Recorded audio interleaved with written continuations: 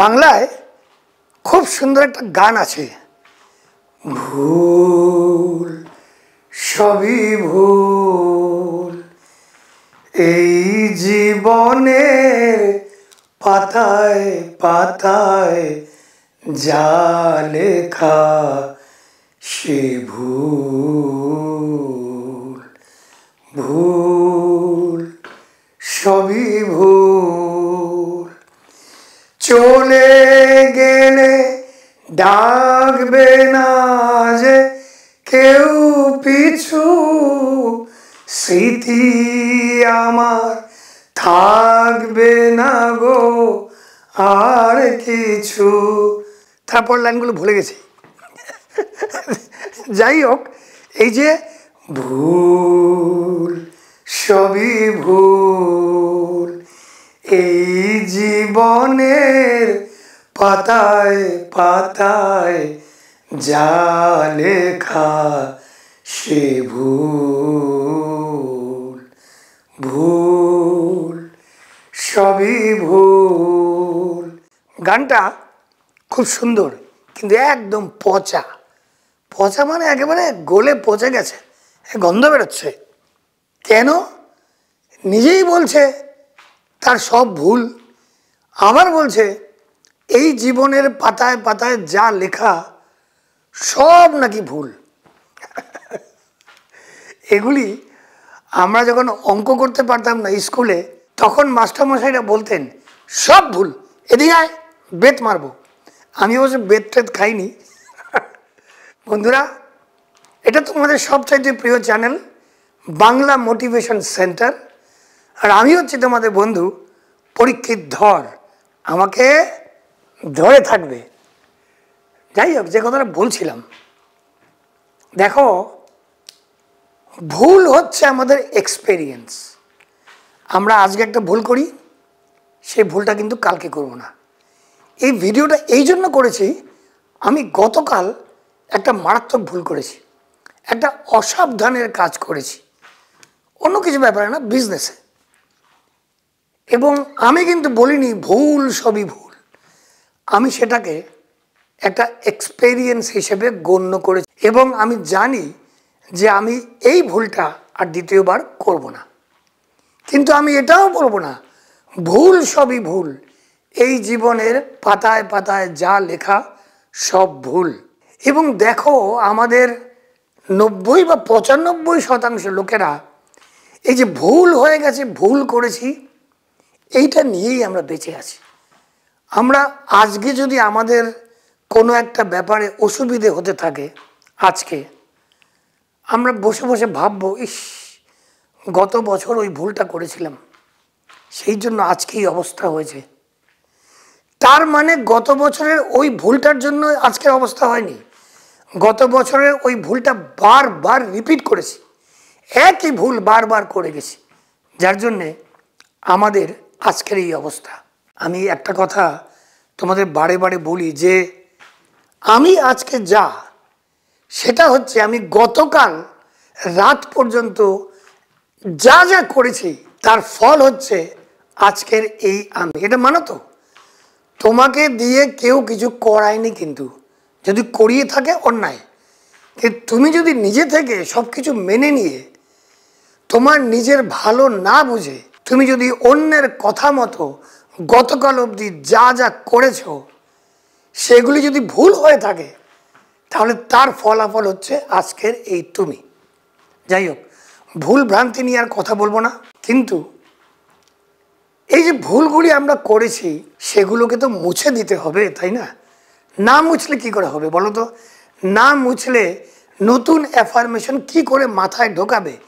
কি করে তোমার সাবকনশিয়াস মাইন্ডকে চেঞ্জ করে তুমি একটা নতুন কেউ হয়ে উঠবে?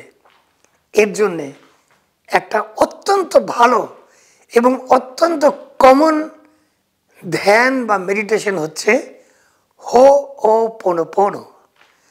এই হো'ওপনোপনো সম্বন্ধে আমি বহু ভিডিও করেছি, কিন্তু আজকে আমি তোমাদের শেখাবো হো'ওপনোপনোটাকে কিভাবে তোমার যে মনের আফসোস যে ভুল করেছো ভাবতে থাকো, সেটাকে তুমি কি করে পার্মানেন্টলি এই ভাবনাটাকে তুমি দূর করে দাও। আচ্ছা, অনেকেই বারবার জিজ্ঞেস করে হাতে আংটি কেন? আপনি কি অ্যাস্ট্রোলজিতে বিশ্বাস করেন? না, আমি করি না ভাই, কিন্তু এগুলি আমার মায়ের দেওয়া আংটি, সেই জন্য এই বারবার তোমাদের বলেছি যে যার জন্য আমি খুলতে পারি না। ইমোশন কি? ইন মোশন, অর্থাৎ এনার্জি ইন মোশন। এগুলি আমাকে এনার্জি দেয়, আমার মায়ের আশীর্বাদ আমার মনে পড়ে, যার জন্য আমি খুলি না এগুলো। এই পচা প্রশ্নটা না বারবার করো না। যারা করো তারা হচ্ছে লোক ঠকানো প্রশ্ন করতে ভালোবাসো। আমি অনেকবার বলেছি আমি আংটিগুলি কেন আমার আঙুলে আছে, কোনো অ্যাস্ট্রোলজি না। আমার মা আমাকে বলেছিল এগুলি তোর খুব ভালো, হাত থেকে খুলবি না, মা এখন নেই, কাজেই আংটিগুলো রয়ে গেছে। যাই হোক, যেটা বলছিলাম, হো'ওপনোপনোতে 4টে বাক্য আছে। প্রথমে ইংরেজিতে বলি। প্রথম বাক্যটি হচ্ছে আই এম সরি, দ্বিতীয় বাক্যটি হচ্ছে প্লিজ ফরগিভ মি, তৃতীয় বাক্যটি হচ্ছে থ্যাংক ইউ, এবং 4 নম্বর বাক্যটি হচ্ছে আই লাভ ইউ। কাকে বলছো? এই ভুল শোধরানোর জন্যে, এই ভুল নিয়ে যাতে আর আফসোস না করো, এই বাক্যগুলি আয়নার সামনে দাঁড়িয়ে নিজেকে বলবে আই এম সরি, আমি খুব দুঃখিত, প্লিজ ফরগিভ মি, আমাকে ক্ষমা করে দাও। নিজেকে বলছো, নিজের আত্মাকে, নিজের স্পিরিটকে বলছো I am sorry, please forgive me. তারপরে থ্যাংক ইউ, অ্যাজ ইফ তুমি তোমার নিজেকে ক্ষমা করে দিয়েছ, থ্যাংক ইউ। এবং লাস্টে বলবে আই লাভ ইউ, আমি তোমাকে ভালোবাসি। আয়নার দিকে তাকিয়ে যদি বলতে থাকো এটা 10 দিন, 15 দিন, 21 দিন, 22 দিন, যা খুশি, যত দিন যাবে বলবে, দেখবে তোমার ওই যে ভুল, সবই ভুল, এই আফসোস তোমার কেটে যাবে। ছোট্ট ভিডিও।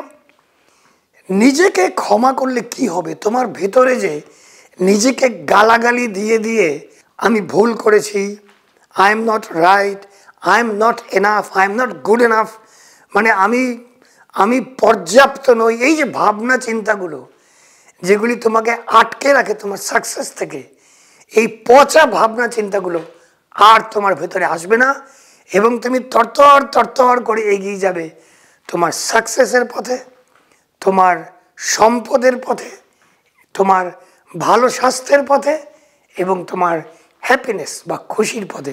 Very simple technique.